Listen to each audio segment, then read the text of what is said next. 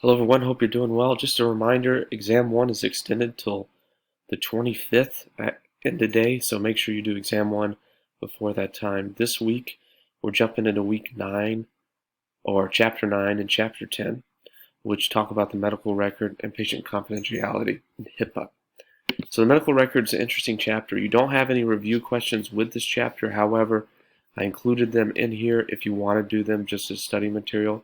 But be sure to watch the video about the medical record. And then for chapter 10, super important to talk about HIPAA, privacy, security in the healthcare setting. And then you do have chapter 10 review questions for this section. So be sure to review this material. Chapter 10 is one of the most important chapters of this course. So take your time, do the best you can in looking at things, and make sure that you handle things the right way in regards to your preparation for this chapter. There will be some questions in this chapter on the final exam. So, like I said, make sure you really look into it.